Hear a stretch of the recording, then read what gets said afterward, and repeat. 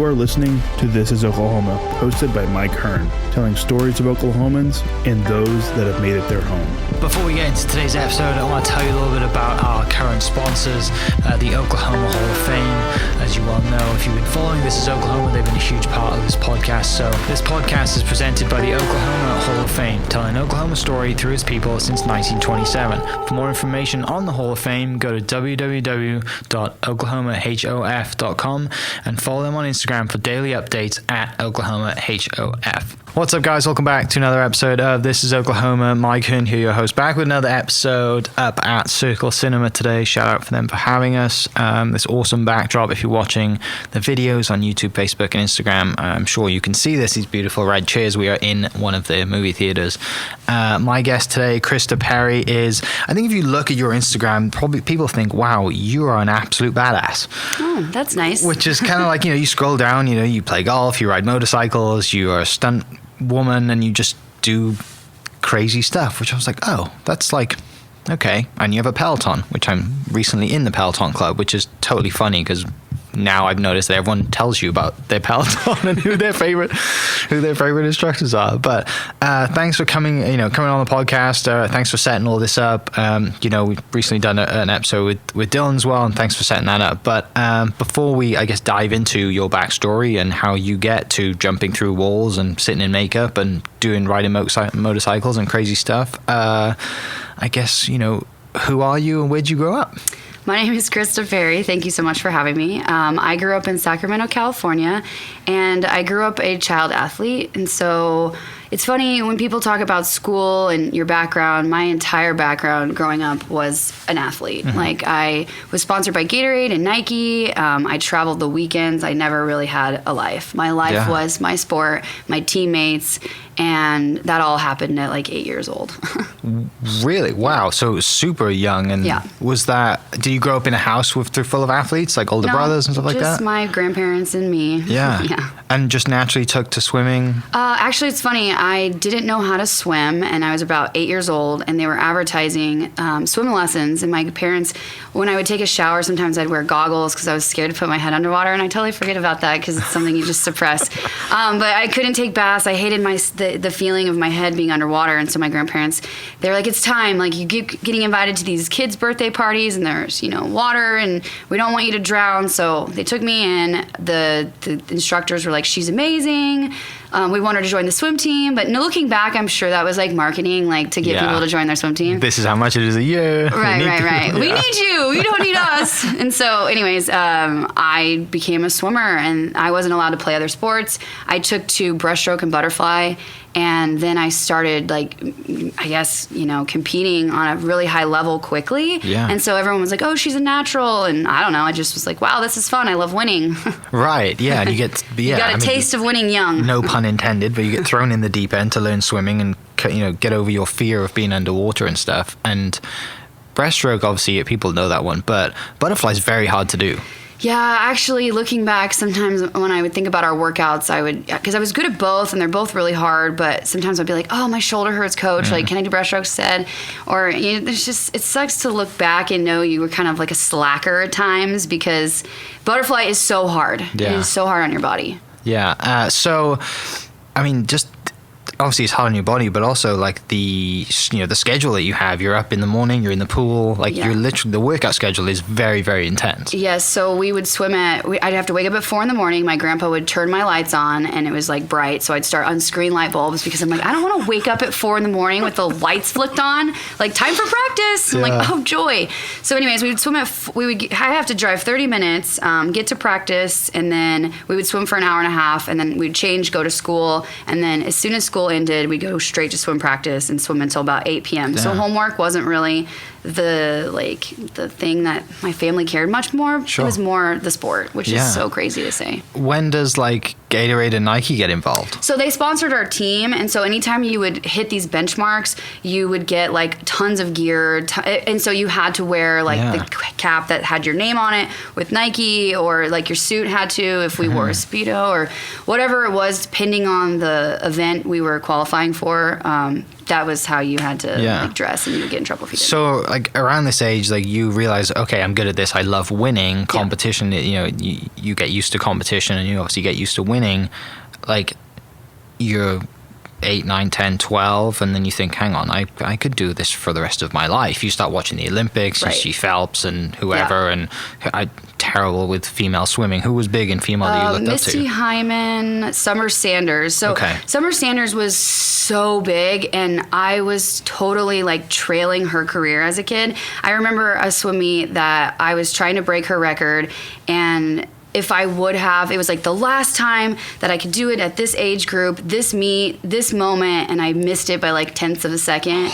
And it was devastating. I can remember like finishing that race and looking at the clock or looking at the back, and I was like, and I was probably 10 turning into the 11 age group. But I was on track for all of that. And like when we would, you know, have our practices, our coaches, they would, you know, have us visualize. Like, I've been doing all these things since a young age that I look back, I'm like, wow, that was pretty awesome. That was instilled in me young. Right, because most people think about, like, you know, you learn about that now when maybe you're in college or you're 16, 17, thinking about starting a business, or you're watching a Gary Vee video or David Goggins or whatever it is. Like, you don't learn that when you're 10 years old. You're about visualizing things and, you know, writing your goals down every day and all that kind of stuff, which I'm sure was pretty awesome to learn at a young age. Yeah, we would have goal meetings. Looking back, I think I set goals way too far and hard to obtain. It would almost be like the equivalent looking back of saying, like, I want to be the president. I feel like I'm a little too old. I didn't really go that route. So it's like an unachievable goal. Just like it was, I feel, looking back saying that I wanted to go to the Olympics at 8, but I didn't have the smaller goals to get there. Sure. The daily tasks to get there. Right. Okay. Awesome. So swimming is huge at this point in life. Are you going into high school continuing to swim, or does that kind of stop? I swam in high school, and so I think I ended up the very end of my career. I didn't go to college swimming because I had a medical issue, and so I finished second in the 100 fly for like the whole state of California, which was really cool, and I got an awesome medal for it. Yeah. So even though you didn't go to college for it, did you have offers at a young age? People's like, hey, you know, sign with me now, and letters. I feel like I got really burnt out. Looking back, you know, your whole life is consumed. That was my life. It was being an athlete. It's kind of like when I look on set with kids and actors. It's like I can relate. That is their life, and they don't know anything. They haven't had a childhood at all. They haven't like had those kid experiences, like go out and ride your bike and go play Call of Duty or whatever. Yeah. Go do bad things. Like, I didn't really do any of that. Yeah. So then, did you go to college or not? I did, but I didn't swim in college. Okay, so you just thought, I'm going to enjoy myself, I'm going to go to college. Was that in California? And I guess, what did you study? I was in Florida, so it's a lot. I've gone a lot of places. I went to school in Florida. I just went to community college because I didn't really know what I wanted to do. My family is all lawyers. They were pushing me that direction.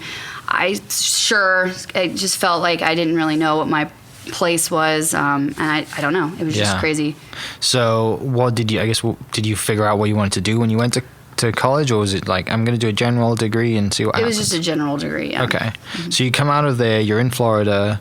Do you move home, or like, where's the next step from there? So I remember this one time when I was younger, one of my friends, she said she wanted to be a makeup artist, and I thought to myself, oh my gosh, you could do that? You could be that? That's a real job? That's a thing? So when I finished school, I told my dad that I wanted to be a makeup artist, and he's like, why don't you just get a job at Dillard's? Like, what a supportive family I have, right? And that's because they're all like upper echelon. Of course, lawyer stuff, right. So I was like, oh, okay, cool. Not really, but thanks for the non-support, which is horrible, but whatever. My friend tells me this when we were younger, and then it kind of popped in my head when I was living in Florida. I want to, be a part of making a character. I want to be a part of the story. Sure. I want to be a part of the movies that I watched, and I could do that because now I'm in Orlando. And so I enrolled myself into a makeup school, and I thought I wanted to go the whole movie monster making side, which I had a very successful interview with Universal Studios, and I ended up landing the best job you could get with actual legends in the industry, like people who had their own like makeup lines and books. And I looked around and I'm like, how did I get this job? Like, I remember thinking, like, I have to work next to them. And I remember we would get these renderings of the character makeup, and they'd be like, okay, this is what we need to make it look like. I'm like, okay, I can do that. 'Cause I'm not a painter, artist. I don't draw for fun. Didn't grow up painting with shadowing and colors. Okay. Like the color wheel, I get that, but it doesn't. I'm not gonna be able to do a whole bat skeletal system on someone's chest and be like, look, they're gonna put a mask on, now they're a bat. Like that's not me. They were doing these incredible pieces of work with airbrush, while mine was like shading, and I'm like, oh man, I hope they don't know that one's mine. Well, all of theirs get sent back, and mine is like passed because they wanted it simple. They didn't want these like Halloween-y makeups. And so I was like, oh my gosh, I can't believe so it was just a moment where I was just like, wow, that was a level up. Yeah. So like you said, you're not an artist. You don't get into like building face stuff, right? Like, you know, we see in movies, and you know, there's so many stories about people sitting in makeup for 8 to 10 hours or whatever, and then going to shoot in a scene. Like you came from it from like you said, shadowing side of things and general, I guess. And like probably looking back on just what you've mentioned is with the swimming too, is like you didn't learn it from a book, it's natural. Right. Which seems like a theme here, just starting out. Like things just come naturally to you, and you just gravitate like, oh, I'm naturally good at this, I'm going to run with it. Do you grow up watching movies as a kid as well? And that's what you thought about movies? Like, I want to be a part of that? So when I was a kid, I actually really loved music industry, but I wasn't a singer. I wasn't into that. But I was like really transfixed with like Christina Aguilera and like the pop bands. And I thought, man, I really want to be in the entertainment industry, but I don't want to be an actress. I don't want to be a singer. I can't be those things because, you know, everyone tells you can't do anything. Sure. And so you believe it. And so I remember as a kid, I would just like sit in my room, do my makeup, listen to music. And then on the weekends, it'd be like super fun. We go to Blockbuster, we get a movie, get a take and bake from Papa Murphy's.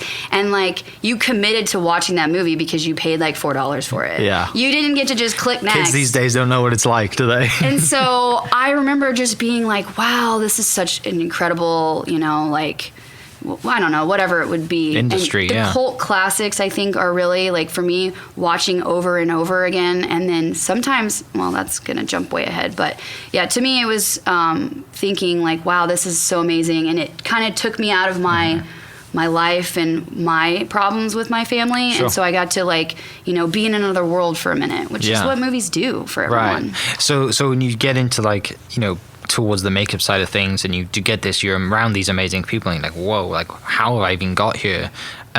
You just continue to get in that world, and you're just a part of that world and dive fully into it? Like, so, this is my career now? This is an interesting point, because now I feel like people aren't like this anymore. I responded to an ad for an internship, and it was unpaid. And this lady, she was like really tough, which is fine because I have coaches and I know what it's like to take criticism, to not be warm and fuzzy. It was fine. And people were like, oh, she's so tough, like you're not gonna like her. And I ended up being paid very well. And she told me it was my work ethic. And I replied to the job expecting no pay, but I wanted to learn from her. Yeah. And so that's kind of how I ended up, like, more freelance side, learning that, like, I didn't have to go work at Dillard's. Not that there's anything wrong with that, but that wasn't my dream to sell. My dream was to be a part of the magic, what you see on TV or on screen. And, I mean, now to this day, I guess you are, right? Like, you're being thrown through walls and stuff, which is totally different. Which is so crazy to go from doing the makeup to now being a part of the thrown through walls. Yeah. Yes. So when you're doing the makeup thing, how long are you doing that? And I guess, you know, you're in Orlando, right? Like, there's all these movies going on. There's Disney and everything else that's going on around that, you know, Florida or whatever. I guess you're just meeting all these people and getting involved, and you think, hang on, maybe I could do that one day. So actually, pretty much. So the first time I ever saw a stunt, I was like, wow, that person, he looks just like this person. They're going to do this. And I kind of, like, always had my ears open to just being a sponge and, like, listening to how all the conversations go. And so one day I had in my own mind that I want to do that, but I didn't want to tell people that because, again, people want to, like, crush your dreams. Sure. I don't know why people do this. Maybe because they're afraid to dream for themselves. I don't know. But I put it in my head that I was going to do that. I didn't really tell anyone. And then I worked towards, how can I do that? How can I get the opportunities to have people ask me if I can do that? And it was a long grind. Yeah. So is there, I mean, I definitely don't know this, but I'm sure there's people listening too. Like, obviously there's stunt men out there, people know that, but what is the stunt woman industry like? Is there many? Is it quite competitive? Like, how does that all work out? So it's really competitive. A lot of people, you have to fit like the body shape, the size, the height, the skill set. And so lucky for me, like I have the background in water.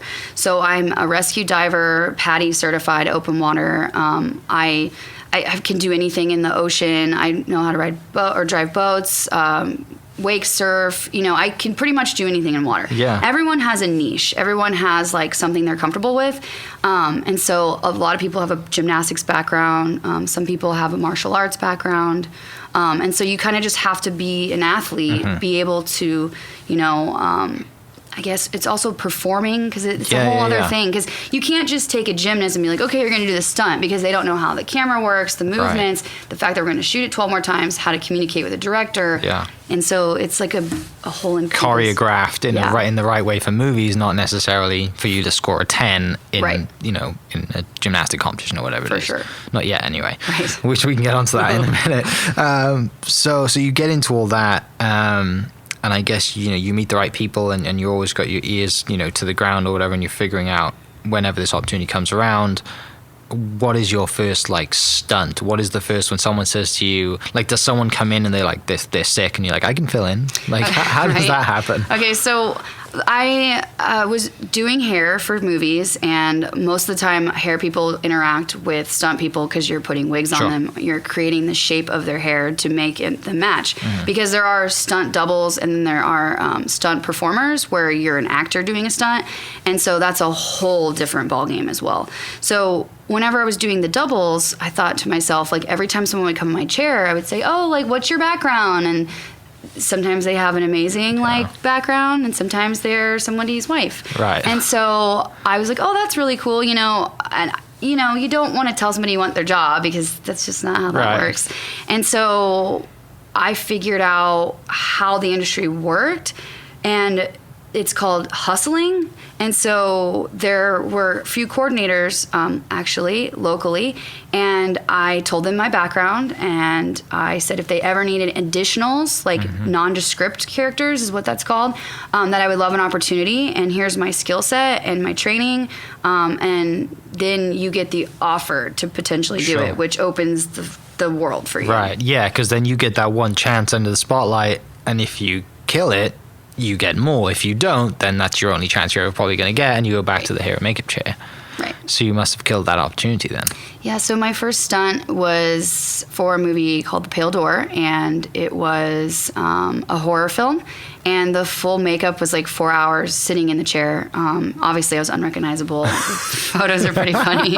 People were like, that's you? I was like, yeah, that's me. Yeah. And so I was very fortunate to have the opportunity because there aren't a lot of stunt women here, and they didn't want to bring in people from out of state because that's just a lot more for the production. And so my first stunt was breaking through a door, and then there's like a fight that's happening behind us because in the movie there's like, it's like a witches in a brothel, and like it's crazy. Yeah. What was that like watching it back, being like, that's actually me? It feels really good. You're texting your dad, you're like, hey dad, not working the dildos anymore, but I broke down through this wall after 4 hours of makeup. Yeah, exactly. No, it's interesting because I've been on set for so long that it's like I don't want to say adrenaline, because it's not, because adrenaline can mess with like your focus. And so it was exhilarating, I suppose, and it was a moment where I'm like, wow, I'm really doing it. I'm doing what I want to do, and nothing can stop me now. Type of thing. Because and I'm sure, like, I guess you've probably watched it back multiple times on the camera while you were there doing it, so then when you see it on... No, you don't do sometimes it? You can, sometimes you can't. So it depends. Like, it's funny because that was like the last shot. It's 6 a.m. We're on a night shoot. We're about to get the sun. We have to do this. Let's go. And it's like, there's no time. We prepared that day. We knew what we were going to do. I knew the way I was going to go through the door, because then there was a banister on the other side. So I had to like tuck just right to make sure I didn't break my neck. And so it's like all these you work all this mechanic stuff out, and then it's like, okay, it's go time. We have 5 minutes. We need to wrap. Crew is about to hit overtime. Gotcha. Because then you think about everybody who now goes over 12 hours. Like, think about how much more money that makes total sense. By you like saying, hey, I want to see that, it's going to cost possibly thousands of dollars in extra crew fees. Yeah. Okay, that makes total sense. Because it wasn't anything that's like a car turnover where you're going to need to maybe do it again differently. Have you done that stuff? I have not done a car turnover. Not rolling cars yet? Not yet, but I am very fortunate to be mentored by people that's one of their specialties. Awesome. And they've done like thousands. So I'm like, I can't wait. I'm picturing like Michael Bay movies just blowing stuff up constantly and seeing cars fly through the air. And he's good at that. Mm-hmm. So I guess, so you're doing that. You also ride motorcycles too. Yes. So that's another skill set. That is another skill set. My skill set is interesting. I ride motorcycles. I've been driving cars since I was like 14. And seriously, the moment I was with my grandpa learning how to drive a stick, he said, I have to get my license in a stick. And he was like, you'll thank me one day. And I'm like, no, I hate you. Like, because why does this have 3 pedals? You have to hit reverse in California when I got my license. If you can't parallel park and you stall, because reverse was always so hard for some reason, you fail. And so I was like ready to get my test, and I was like, I'm gonna have my license, and I'm like, but I might fail it. So it was always in the back of my mind. But every single stunt job I've done has been a stick shift car. And every single time people ask me on the walkie, do you know how to drive a stick? I'm like, yes. Like, how can you say you do stunts because they probably get somebody in there, they're like, no, I've never done it in my entire life. And you're like, whoa. Yeah, exactly. Now we're in trouble. Right. Yeah, that's one thing. Growing up in the UK, like, it's the same way back home. Like, I'd say 70 to 80% of the cars back home are all stick. So we learned how to drive cars in stick, whereas out here it's all, the driving's totally different. Back home there's no straight roads. There is, but it's not as much as it is here.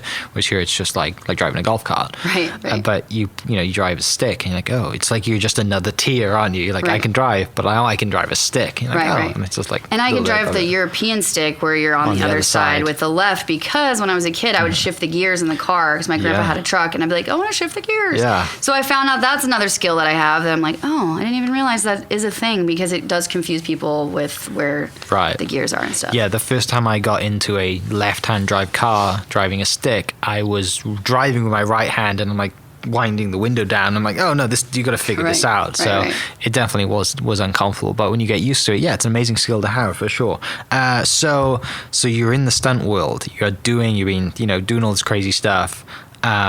What time of life is this? Like, where are you in life, and what time is this, and in your like stunt career and stuff like that? Right now? It's happening. I know I'm right now, but like when you're in it, and what period are you going through? You get your first breakthrough, right? And then I guess how long is that to now? It's been, COVID, kind of took a lot of the time, but I think I've been in it for 3 years now. So fairly recent then. Yeah. That's really cool. Yeah. So you go from being Orlando, and then how do you get to the wonderful state that we're in right now? And how do you meet, our previous podcast guest, Dylan? So I got to the state of Oklahoma because I fell in love. And so here we are. He had a job through here, and like I said, my family was very like, I can't believe you're moving to Oklahoma. There's nothing there. Right. Which is crazy, because my career is truly thriving here. I mean, I do work a lot out of state. I'm very fortunate for that, because the people that I have met in this state have pulled me to different shows in different regions and different markets. Yeah. But for the most part, I've done 10 films here as a stunt performer, which is pretty great. In 3 years, that's a lot. Yeah, I think I right now have 20 credits currently and a year of it was COVID, so that was really tough.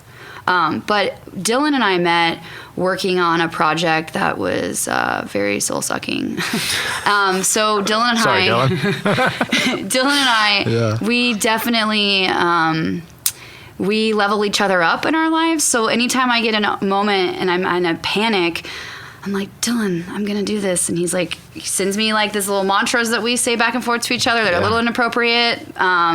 It's like, let's, go do epic blank.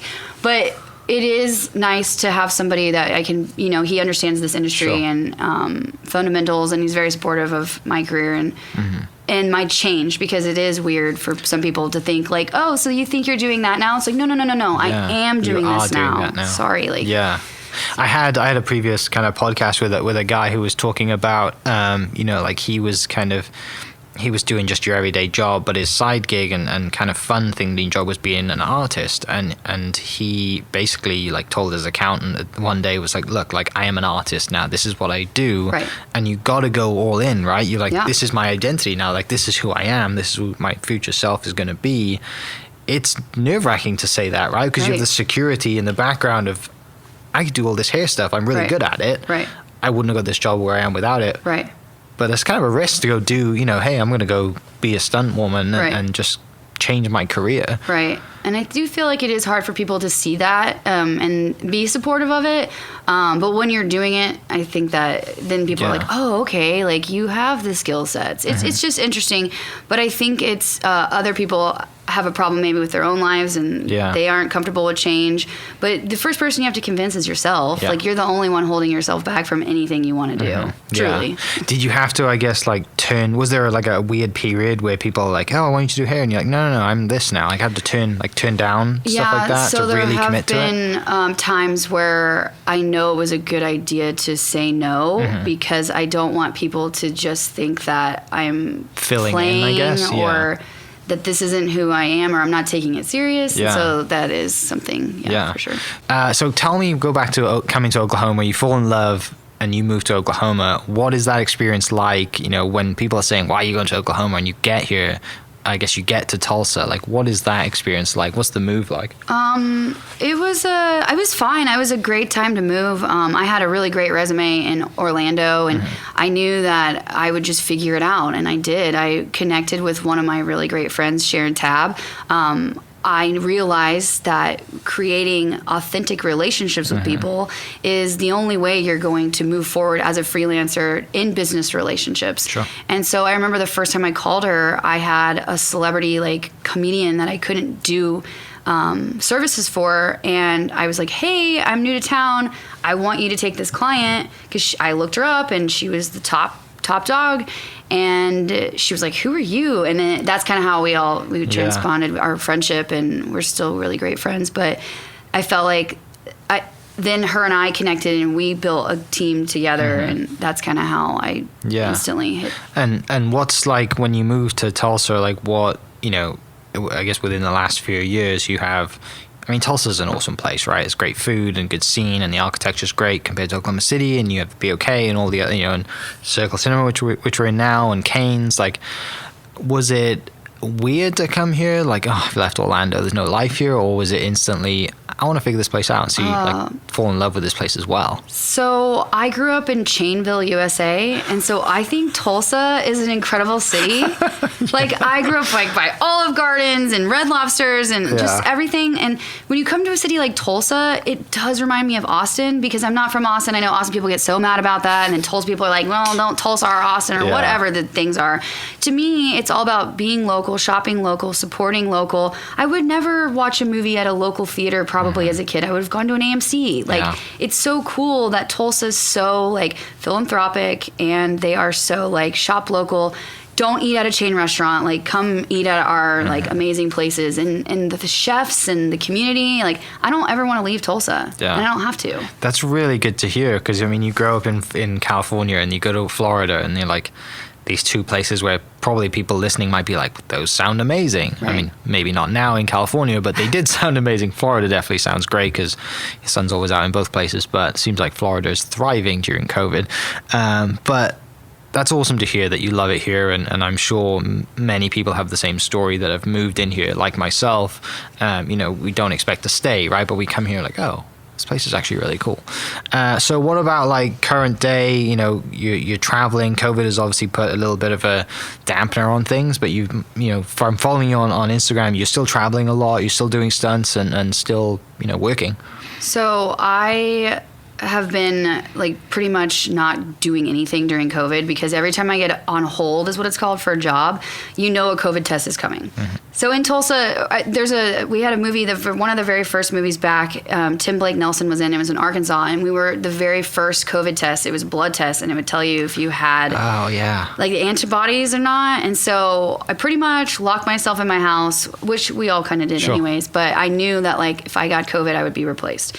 And so I was back to working in June, and then ever since then it kind of snowballed to not really traveling much. If I do, I'm wearing an N95 just to stay super safe so that I don't get replaced, because I came off of a really big job being very COVID friendly to another big job where I was stunt coordinating a horror film, and it had a ton of work, a ton of days, tons of fights, and the whole crew tested positive, and I was like, absolutely not, I do not have COVID, I don't have a life.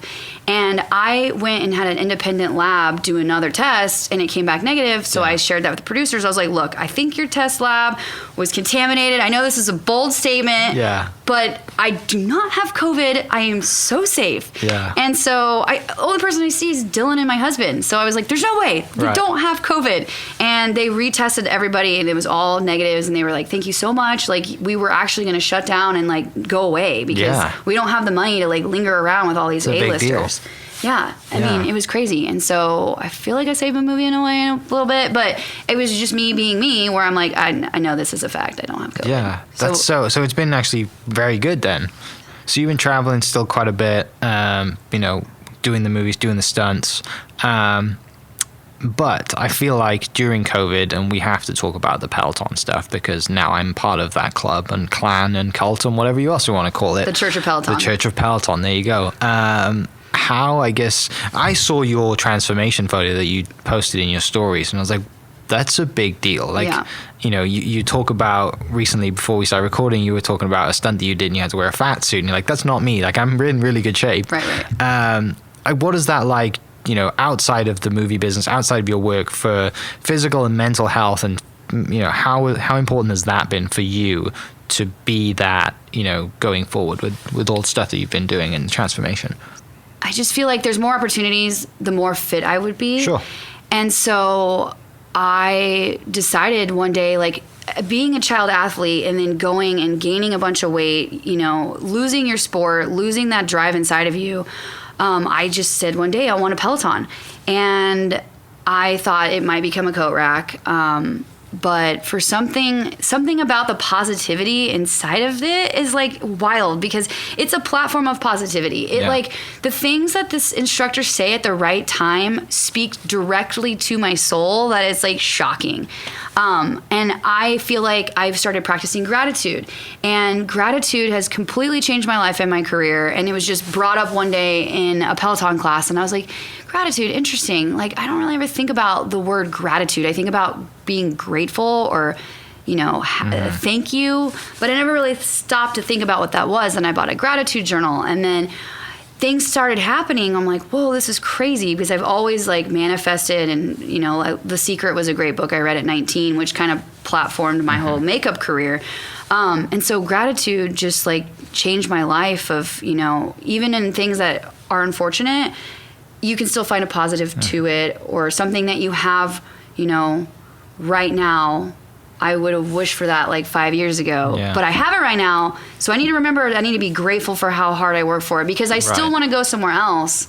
But, you know, being grateful. And even like just remembering that you have it, right? Because we get so used to, when we achieve that goal, we forget about it, don't we? We forget about it. Like, oh, that's normal to me now. You're on to the next. And like, you're right, being grateful and being in the moment. I mean, like, oh, look at all the cool things I've done to get to where I'm at now, which is really cool. And, you know, you are like, you see yourself, right? Or you see the person that you were and now the person that you are, and all the change and growth that's happened in between. And I guess you can relate it to all the other things that have happened in life because of that change. Yeah. You think, well, if I didn't have this, where would I be? Who knows? Right. But you've also talking about just sport in general, you've also got into golf as well. Right. Yeah. Which is that, you know, because of your husband, right? Yeah. Okay, so you got into golf because of your husband. What was that experience been like? And I'm sure it's nice to have a husband that wants their wife to play golf, because my wife plays top golf. I don't think we'd enjoy each other's company if we both went on the golf course. Right. And also, when I was growing up, my mum expressed wanting to play golf, and 2 weeks later we had a new dog.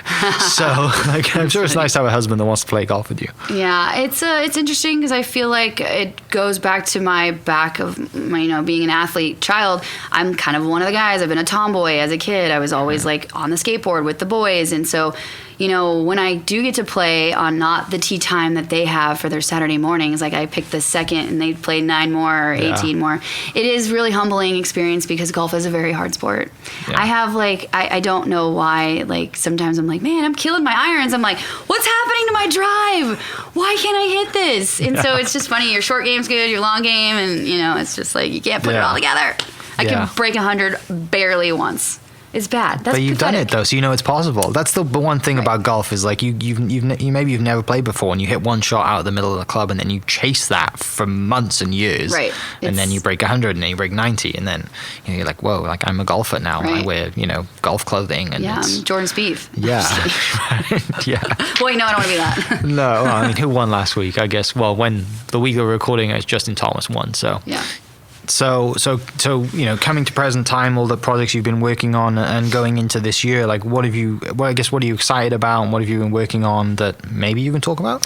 So I'm really excited about a project that I was on hold for a while. I was doubling Willa Fitzgerald for a motorcycle stunt, and I can't really talk about the details of the stunt, but it was awesome. Unfortunately, my coordinator wasn't able to come to Georgia. He got sick, and so I ended up, he blessed me with the job, and so I ended up being the stunt coordinator and then being her double, and I got to do some awesome driving and stuff like that with real cops, and it was a fun time for sure. We were going 100 doing drone shots, and it was a good time for sure. That's like the exciting part of your job, right? Like I get to do stuff that I'm probably not allowed to do on every day, but I'm on public roads and I I'm get with to do the cops, this. so it's fun.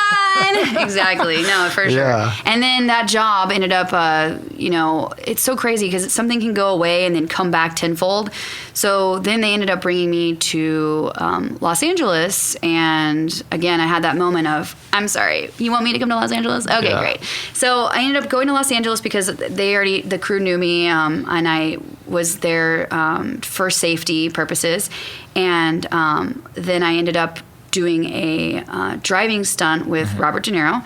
And so that was pretty awesome because, he's very iconic. It's a legend, yeah. Yeah, I mean, you watch the movie Taxi Driver, or any movie from my childhood, I'm like, I am in a movie with Robert De Niro? I'm sorry, what? This is amazing. Quick picture. Here, Mum and Dad. Look how I'm with today. No, you don't take a picture. Not a Dillard's. I mean, you don't take pictures. I know, but I'm like, come on. You're like, yeah. And then I ended up another level up from that day. The director asked me to second unit direct one of the actions for their foreign. And so I was like, wow, this is amazing. What is this life that I've created? Yeah. And it's been such a short, 3 years really, right? Yeah, absolutely. That when you look at someone's career, 3 years is a very short amount of time, hopefully in a very long career of yours. And it back to being grateful. I'm sure it's great to look back and gratitude and see the change that you've done and be like, I've done that. That's me. I've done that, with making friends and being hard work. This is all because of what I've done and people you meet, which is, it's, it makes you feel good, right? Yeah, for sure. And I definitely think the time as a hair and makeup person, 10 more years of that. So to me, it was like, I saw what I wanted to do. I would listen, watch. And that's the whole thing that I think makes coordinators who do want to hire me, okay with it, is because I understand set. I understand set etiquette. When I did my first stunt coordinating job, I knew that who I needed to speak to, who were the players that were going to make this work. It's the director of photography. Where are their cameras going to be placed? How can we hide that this is a person? How do I have a conversation with the director?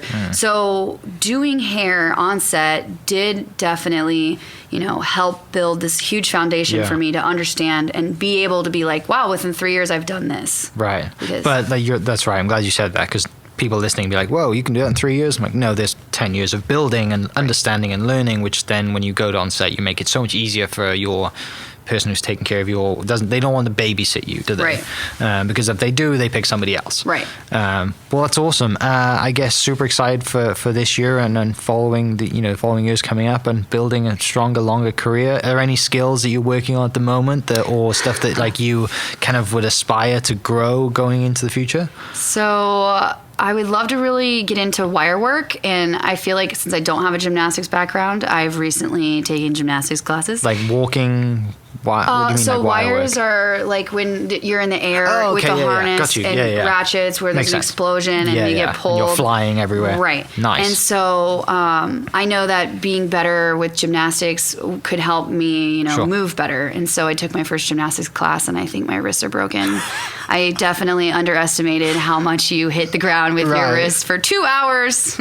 Yeah, you're in your 30s doing gymnastics, and where most people who do gymnastics start before they can walk, right? Like with 6-year-olds, I'm literally in a class with 6-year-olds looking at me like, and I felt like I was like, is this a movie?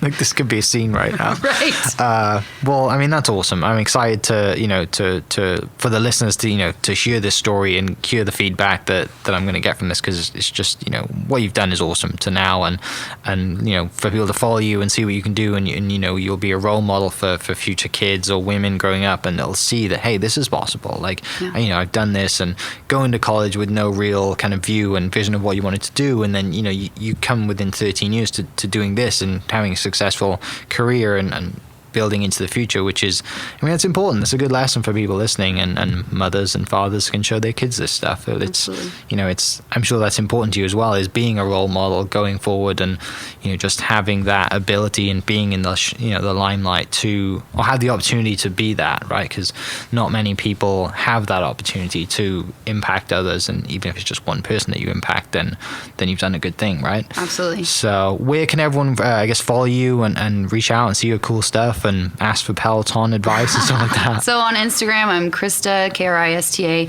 MC Perry.